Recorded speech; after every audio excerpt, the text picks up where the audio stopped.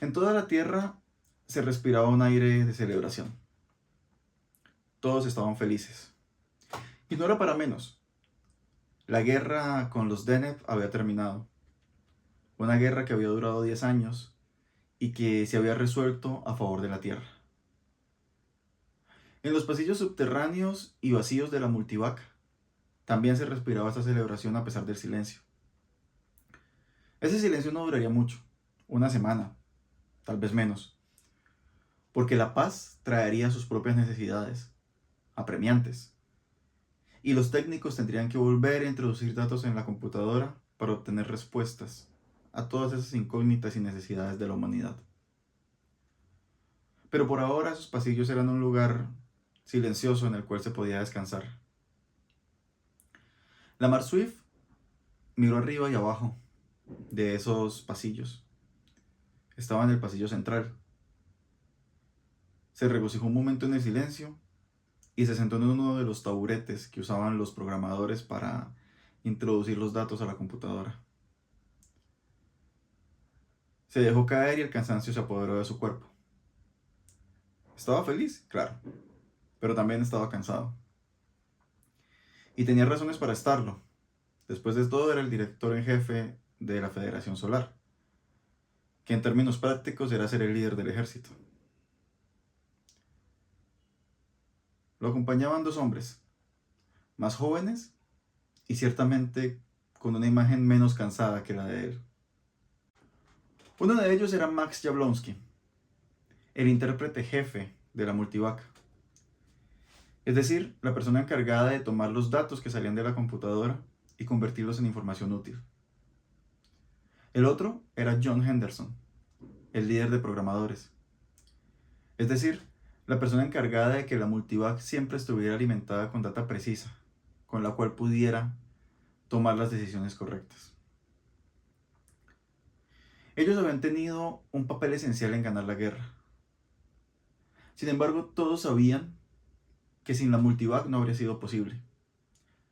Era la Multivac quien se había encargado de tomar las decisiones o entregar la información necesaria para que la toma de decisiones cruciales fuera correcta.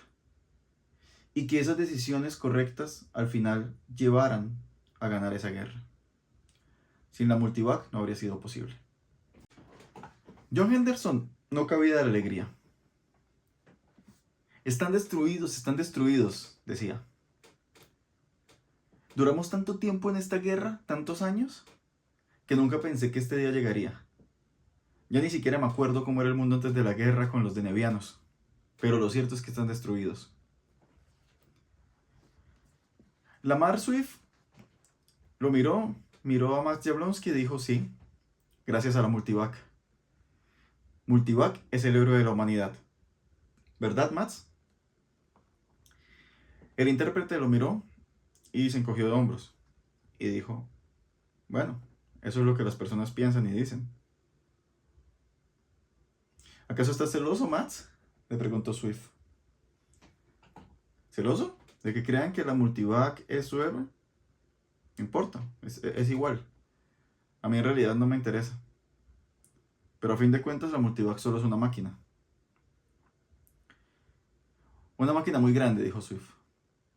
Bueno, sí, respondió Max, una máquina grande. Pero a fin de cuentas, no más de lo que son los datos que la alimentan. John Henderson tenía un remordimiento. Como líder programador, era la persona encargada de introducir los datos. Y había estado cargando con un peso bastante fuerte durante un cierto tiempo de la guerra. Y decidió que ya que habían ganado, no importaba mucho, y era momento de quitarse ese peso de encima. Multivac no tiene nada que ver con haber ganado la guerra, dijo Henderson. Jablonski y Swift lo miraron. ¿Qué quieres decir? Bueno, acabas de decir que una máquina no es más grande que los datos que la alimentan. Sí, tú lo debes saber muy bien, a fin de cuentas tú lo alimentabas con datos. Bueno, dijo Henderson. En muchas ocasiones realmente los datos con los que la alimenté no tenían mucho sentido. ¿Cómo que no tenían sentido? ¿Estás diciendo que literalmente no tenían sentido? Sí, literalmente no tenían sentido. Eh, ¿De dónde provenían los datos? De muchas computadoras distribuidas alrededor de varios planetas, inclusive de la luna Titán, que siempre se estaba retrasando. Y en muchas ocasiones esos datos no tenían ningún tipo de sentido. Las personas empezaron a entregarnos data que procuraba que nos viéramos mejor de lo que realmente estábamos, datos acerca de nuestra producción, de nuestras materias primas, de nuestra infraestructura que realmente no era cierta y de la cual no teníamos certeza, porque básicamente lo que más importaba era que su imagen quedara bien, más que los datos. Así que en muchas ocasiones los datos no tenían ningún tipo de sentido y yo introduje algunas correcciones en ellos. Al principio introduje unas pocas, tal vez, pero luego cuando vi que las cosas seguían saliendo bien de alguna forma, me animé a introducir algunas más. Y en algún par de ocasiones eh, introduje data falsa. Le pedí a la Netso de la Multivac que creara alguna data para introducirla y que diera los resultados esperados. Swift lo miró y dijo, oye, sí, en algunas ocasiones recibí un informe de uso no autorizado de esa computadora y no le presté atención. De haberlo hecho no habrías podido seguir en lo que estabas. John Henderson los miró a ambos y suspiró. Bueno, al menos habían ganado la guerra. Después de la confesión de Henderson, Jablonski lo miró y sonrió.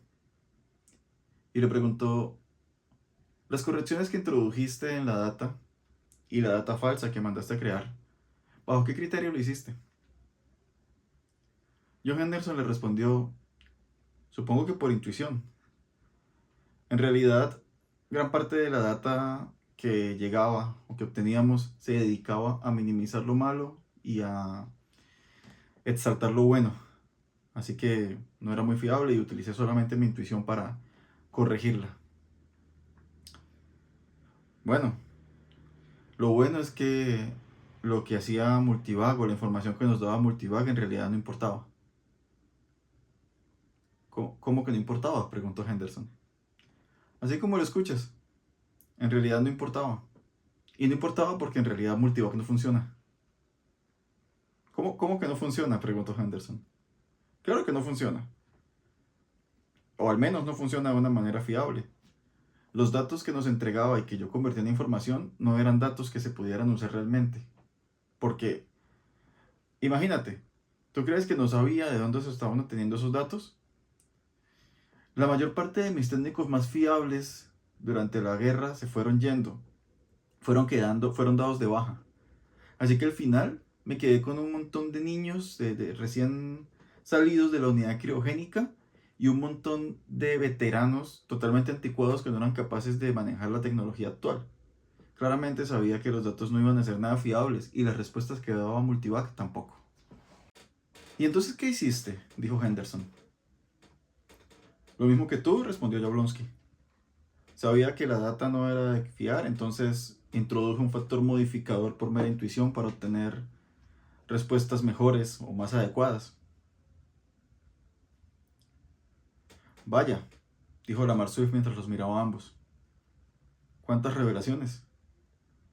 Así que la información que me entregaban y que supuestamente venía de la máquina no era más que una interpretación humana de una data creada por humanos. Qué interesante.